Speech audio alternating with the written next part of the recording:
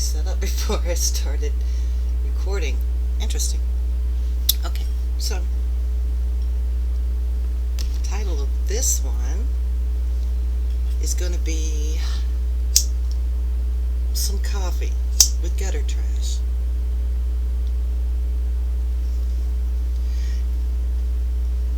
And our guest in effigy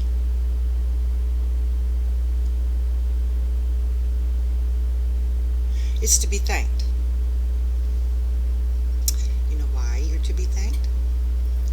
Because you helped me come up with a topic that I've been wanting to come up with. So cheers.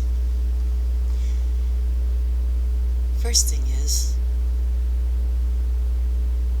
you didn't even watch any of my video.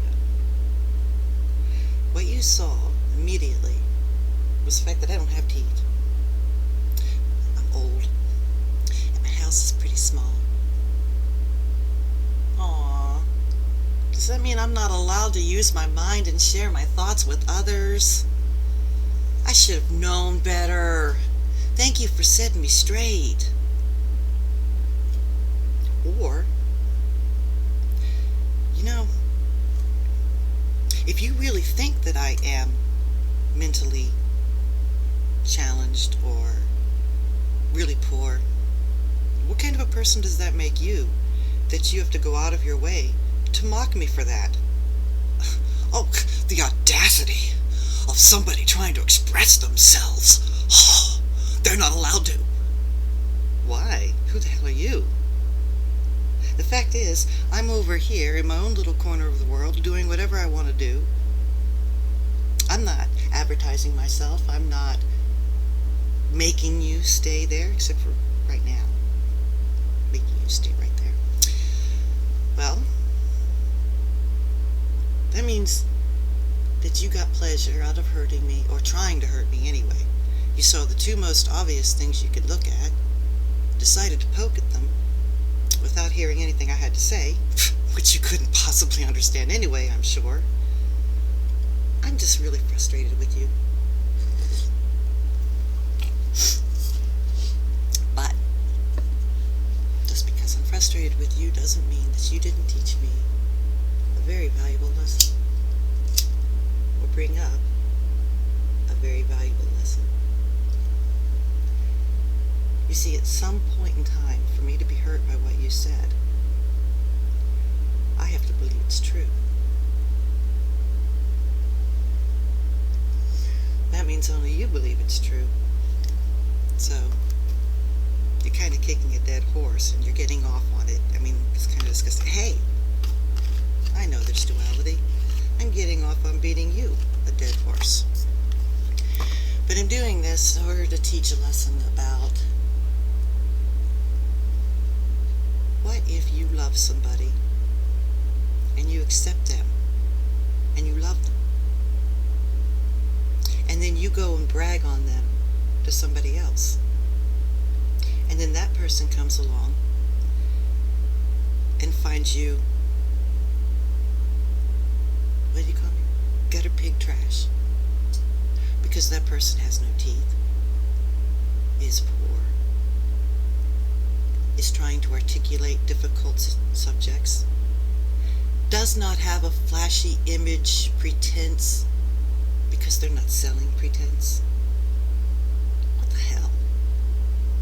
God damn. Anyway,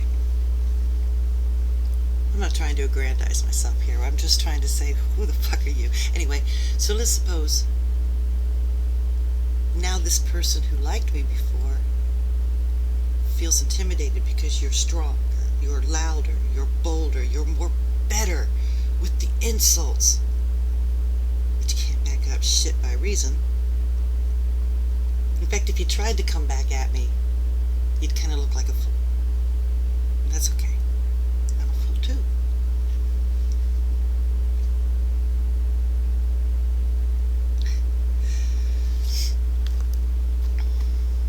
I'm just insulted that you didn't even try.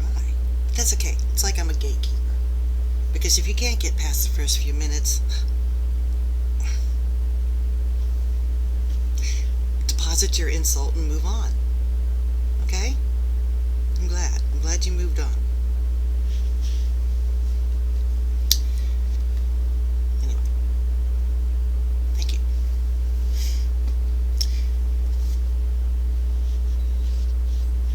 Let me try to find that point again so I can expand on it.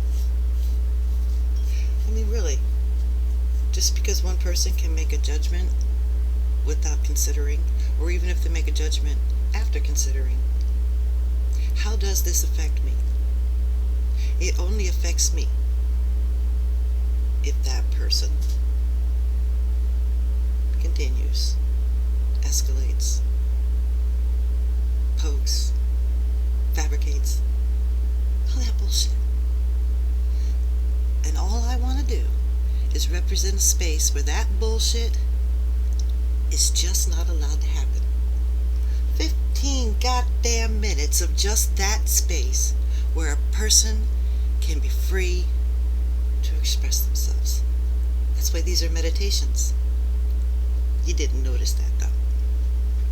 These are meditations. Every step of the way, you are challenging yourself, you are challenging your assumptions, you are challenging your judgments and your opinions and your rejections and all these things. That's the point. This is the 20 minutes out of your life that you're not scrolling mindlessly, that you're forced to be quiet or listen or be challenged.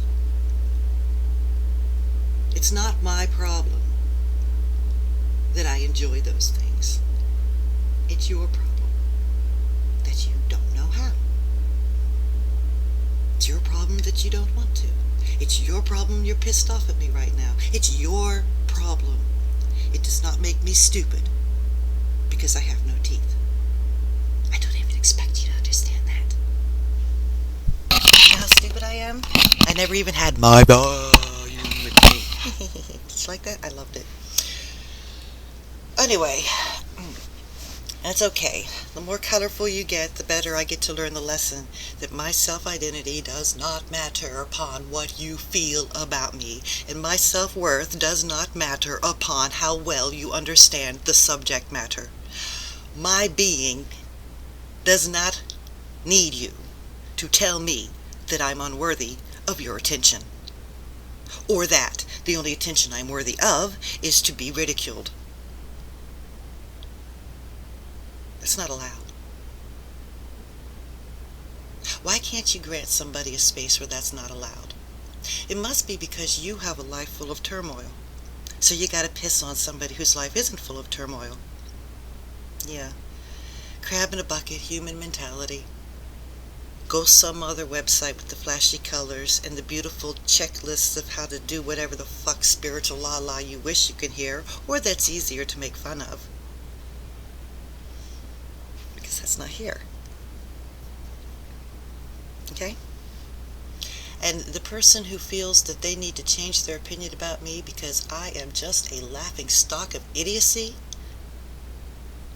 well then they never saw what they thought they saw, did they? And they never challenged it, and they never questioned it. Maybe they need to go too. Who am I talking to? I'm talking to nobody.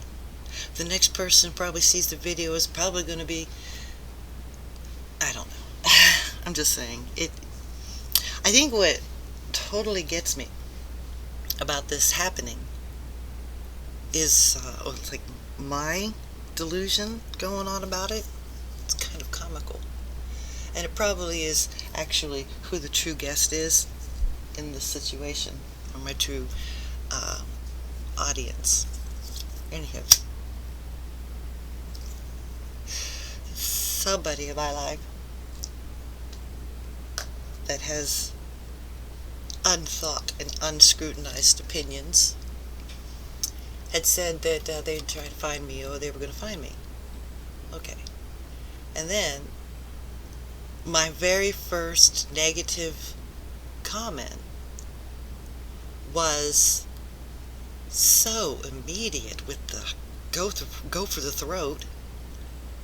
I thought for sure it was pent up, and nobody gets pent up over one full minute of me saying, oops, oops, and here I am, and here's the reading. Nobody's going to do that. Nobody's going to be able to make an intellectual assessment of my entire character by not watching more than a minute. And if they think they can, I don't think I need to feel threatened.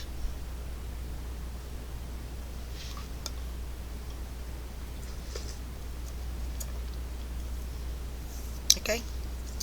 It's pretty much what I'm talking about. I study Zen.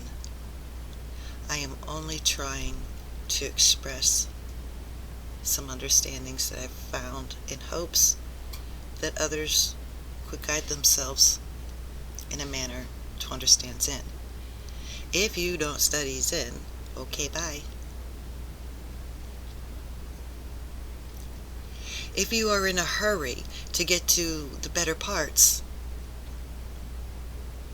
join the conversation, ask a question, read your own thing, I don't know what.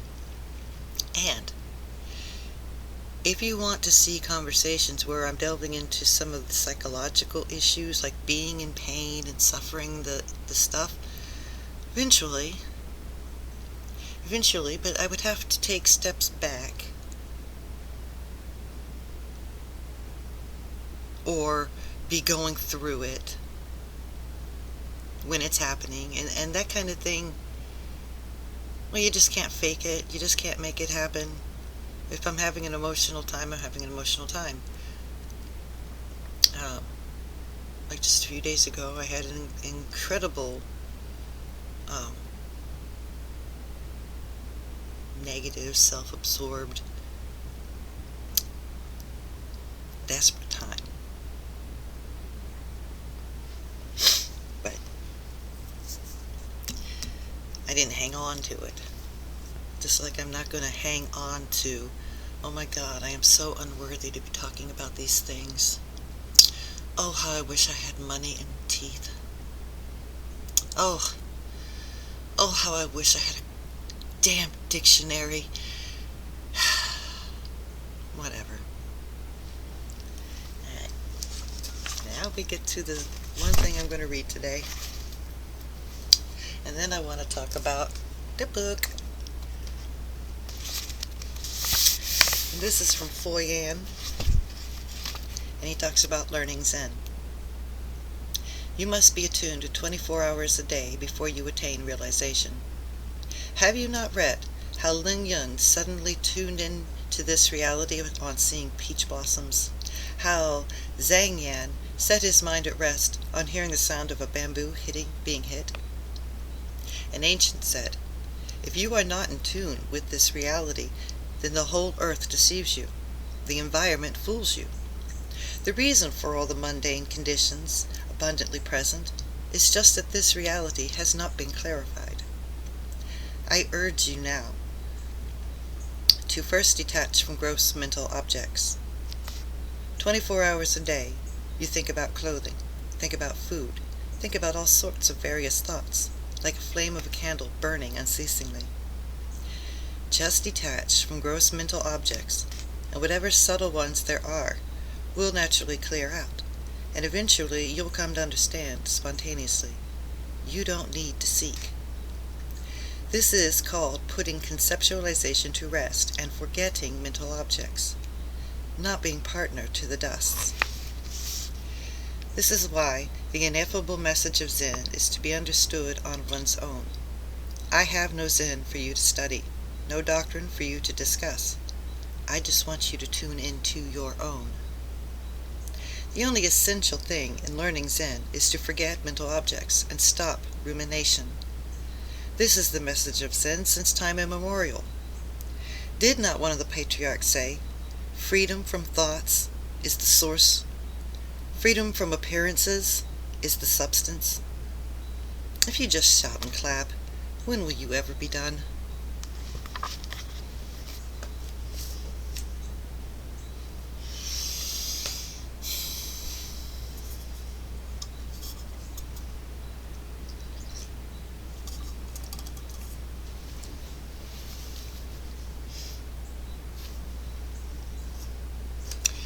One of the things that stood out for me in this story is that Tom's a classic narcissist. Totally is. And you could see, if you're keen to it, if you have a little background in this in it, you'll see the lies that he tells, and you'll be able to dig into just what traps he sets people into. It's so cunning. And what's interesting is because he's got somewhat of a conscience, or that he begins to grow a conscience through trial and error, that he can use his manipulative mind to do well. Well, what does he do? He takes advantage of the ignorance of others. And to me, it's kind of evil. But John, in a way, I'm wondering if he's not also something of a narcissist himself. I mean, he wants to learn how to be conniving. I'm just stymied, really, at little John's lack of conscience about a friend. Like, it never occurred to him any form of conscience, any form of emotion toward it. It's weird. I don't even know how to tackle the analysis of that. Now, Tom knew, and Tom was only 2 years older than John, but Tom assumed it was a game they were playing, so he could accept that, sure, kids can get carried away in imagination, but what happened between the two boys in private was definitely not a play game of imagination to them. And I'm just floored at the lack of understanding of that. And what, I don't know, you could tell me, oh, it's because it was a old-fashioned days of no compassion and toxic masculinity, and and you could put all those buzzwords on it, but it happens today. Oh, it happens even more so today. I mean, I come from South Carolina. Hence why I'm not really bothered by the gutter trash comment, because of the fact that I've listened to gutter trash talk. Yeah, no, we're not having conversations about town gossip and what's the best to drink and fuck you. Anywho, I mean, really, gutter trash. How possibly did you come across that? What? You look stupid to me, so I guess you're stupid. Okay. Good luck with that. I have to confess, I did have a larger part of my return comment to him. I said, I'm curious. I wonder which part reminded you of your mother. But I said, you know what? I don't want to try to engage this person, because if you think about it, it only goes into a volley of, yeah, but you're dumb, you're stupid and ugly, yeah, and you're dumb, and you talk about... What is he going to say about the things I talk about, except to make fun of what I'm talking about, how I'm talking about it? Okay, fine, I have a character. Never mind. We're trying to talk about morality here, and I'm trying to give a book report that I have thought very long and hard over for the last 2 weeks, practically. Well, 2 weeks. See me lie? See me lie. Okay, but Tom did not understand. Oh yeah, I remember now. But Tom did not understand that ruining a man's life was an equal vengeance to the wrong he was dealt. So, okay, the first one. Alright, just in my southern hometown, there have been in second grade, we're talking, like we said, we're talking about 8 to 10-year-olds, was somebody was picking on another person, started beating them up, and everybody else in the room just stood there.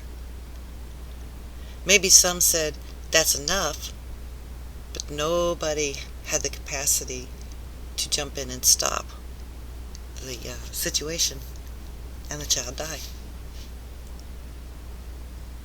And there are obviously tons of videos where people are watching as a murder happens. They're filming it. Now my God, when I see such a thing, ooh, yeah, man, it jumps out, it screams out, it leaps toward the danger. That's my morality.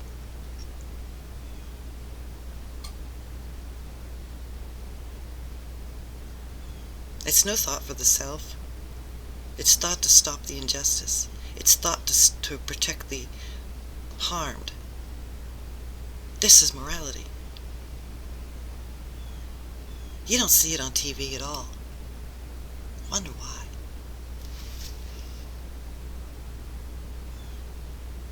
It's not modeled for us, therefore we do not think in that basis. And it apparently isn't very natural to us, though it's more natural to some than to others. The emotional self. I don't know what I was going to say about the emotional self, but it was in there.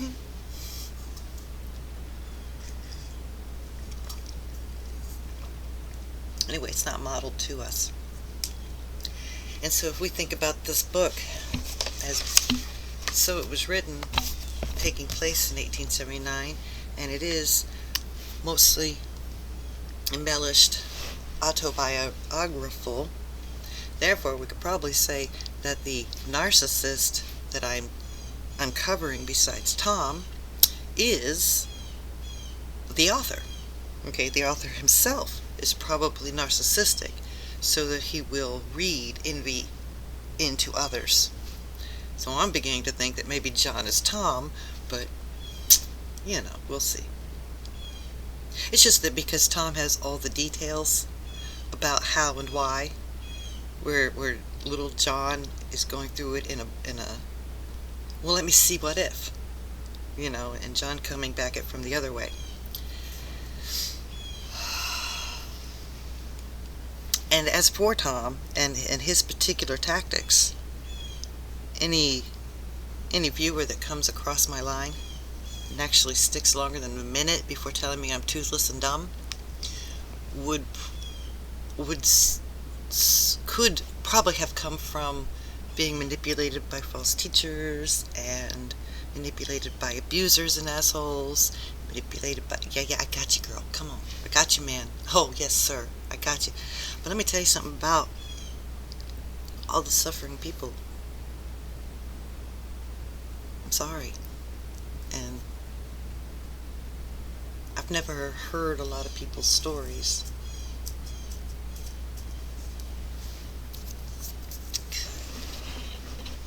And I certainly, my empathy just can't handle it. So I do stick to myself, and I don't ask personal questions too much, although I crave personal, in-depth conversation. I'm very sensitive. In fact, that's another reason why I have to thank my guest. Here, he's still here. He's just sitting here like that. To guests, I thank you, because you made me realize that it's okay. It's okay. I'm never going to be everything to anyone. I'm never going to be what I think I am to myself to someone. It's hard. There's no self here to be had. So I realized I had a lot of attachment to wanting that. Well, that attachment gets in my way. That attachment gives me an image to maintain, which will begin to poison what I'm doing. I don't want that. So thank you for exposing my ego. It was, gee, thanks. That was fun. But, you know I'm saying it. May you also have some comfort in your life.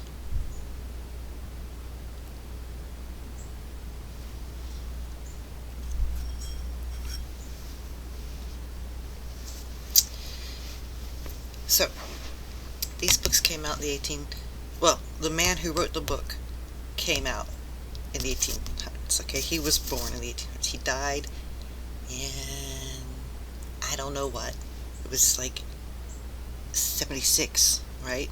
But he started writing it in 69. And he wrote about his life. So, okay, you know what's also cool to me? Is that Tom and John probably had the children that went to World War I. But I don't feel like doing math right now.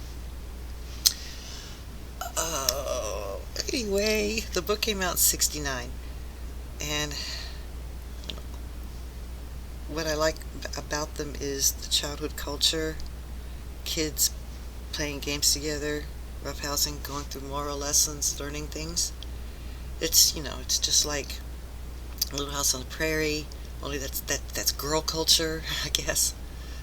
And Huckleberry Finn, and many books. I've got so many good books that I'm still looking for, because even if I can't talk about Zen or handle conversations on speaking out loud, I can sure as hell read well. Yes, I can. I found something I can do, and that's okay. But one thing my children never learned was how to discuss what they've read. So if y'all could learn that, you will develop critical analytical skills so that you can self-examine. What? I don't want to do that. Then go away, man. No.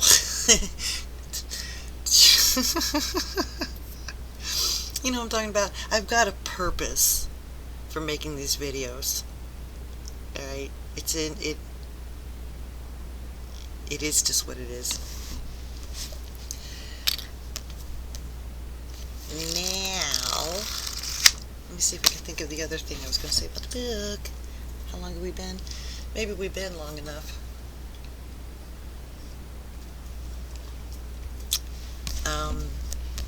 Mentioned before. The juice. The juice. Alright. This generation that I'm earmarking here, that I grew up with and that slowly changed over the 80s and then radically began to shift in the 90s. See that this book is showing a morality, alright? A kid-led morality. Just like Little House on the Prairie. Strong parents, kids learning moral lessons. And they're introducing new ideas, new subjects. Like Little House on the Prairie dealt with drug addiction, abuse, adoption, a lot of social psychological issues,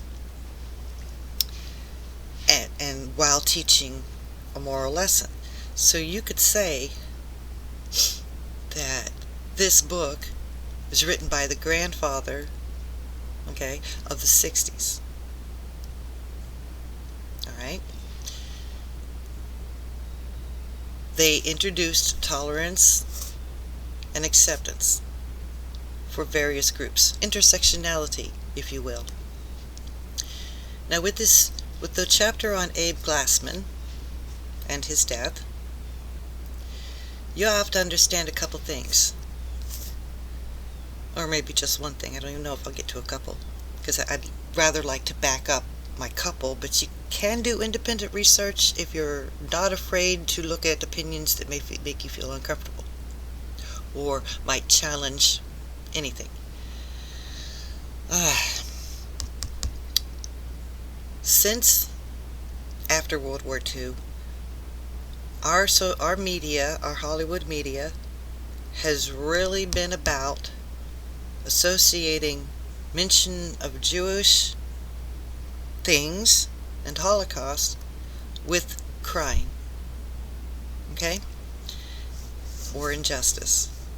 You'll see so many injustices done against them and us being made to feel bad or cry. And I think that's old programming too. I mean, or maybe Shakespeare was the first to even mention it with his Shylock character. But there it is. And the one about the immigrant from Greece coming in, and then they introduced this other one about how to turn around a negative feeling, and you'll see that kid's motivation for feeling like he didn't need to be here anymore was the opinion of his own father, and that hurt me a lot, and it was quite inducive of my own psychological response a couple days ago. The other person can tell you that you're just useless, you're no good, and you can accept it. And when you do, you start your mind working against you. All because of the opinion of another person. All because that other person just had the desire to get himself off by hurting you, or putting a frustration, cooling a frustration because he could blame you and hurt you. This part of human nature is, God, that's why I left the world. That's why I don't care to be part of it. I don't want to be successful in the world because I have to lie. I have to connive. Damn it, I've had enough. I've had enough of that. And that's why this life has been dedicated to spiritual pursuits, and that's why nobody will understand, and why my family probably won't understand or accept. Maybe they're meant for a spiritual pursuit, I don't know. I know my son's a natural teacher. My daughter is just a real good support and thinker and fixer. I mean, shoot. She's got all that if she could put her mind into knowing how, as she does into knowing why she can't, oh my God, she could turn her bad sides all good. Well, so can my son, but he thinks differently. I don't know, I'm getting sidetracked again. And my son thinks differently.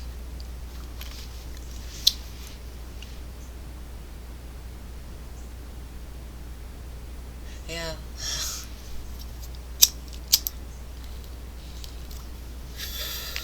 All right.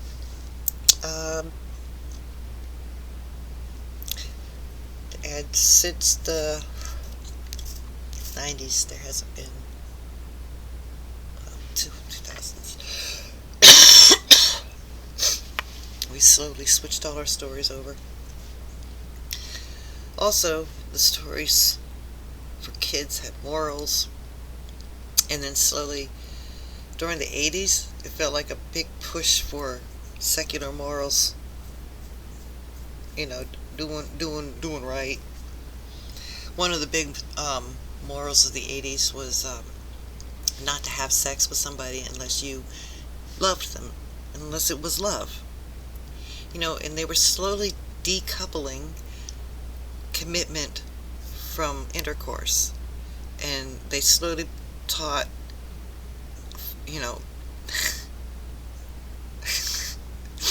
pecking for your true love. I mean, as well as, and none of these things, this is not a linear study. This is a very broad conversation, like normal people used to have, sitting around pontificating. Do you know that each and every single one of us knows? We absolutely know what we see in the world, and if we talked about it, we could really change. But we won't. I will, though. Oh God, I forgot my thought again.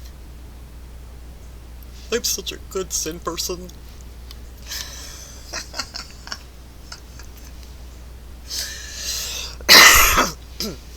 I keep looking at the clock, so I guess I'm losing my focus.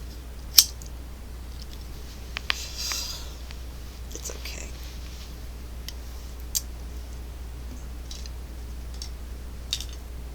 And like I said, and nowadays the morality is so different with other objects, and all the family and strength of parents and mothers, and all the thought of what they're supposed to be like. And the education system has also, I just learned yesterday that we have dropped 20 IQ points in like the last 20 years. Sort of like 70 years of progress in education, which also relates to the time frame of this book, because that was 70 years ago, or it was more than 70 years ago. But what I'm saying is the intelligence of these two boys and the man who wrote the book, who is the intelligence of these two boys, has grown 20 points, over the course of the 1960s and 1930. It just blows my mind a little bit. Okay, that happened. We all got a burst of intelligence that run us up and all the way through the 80s and 90s. Got us into the technological age. Got us into having barbecue flavored chips. Oh my God. When I was a kid, I wished I had, I'm so tired of barbecue, sour and onion, ranch. And I think ranch was kind of new to us. So imagine being back in the day, sour cream and onion, barbecue, plain. And for, 20 years. And then, wham! In the 2000s, we start getting actual flavors. You know what? I invented that. Because that's what I wanted when I was a kid. Me. So we did that. But now, in the last 20 years of the new millennium, where there's no parents, no group, no moral on TV, no moral in a book, Superman movies, and systematically destruction of the education system so that children don't know how to spell when they're in 5th grade. So that we have lost intelligence points. And it is obvious that we cannot see or challenge what is directly in front of us, in our faces, let alone what we are afraid to speak, think of, and focus on inside of us.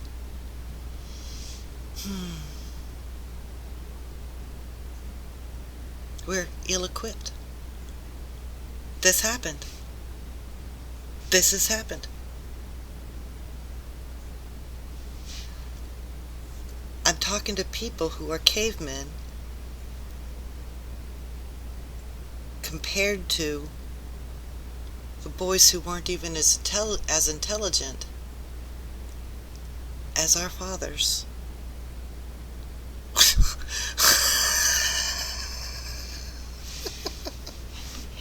It's a good damn thing I am crazy, and I can't support that with backed up research. But just maybe someday, an intelligent person happens upon my videos and has the study that he can talk about of information I've just perused and thought over, and then a real conversation could take place. But he better be careful because he might lose his teeth and become a country bumpkin or something, alright? Be careful. I'll talk to y'all later. Ooh, happy Zen. What are we calling this one? Oh yeah,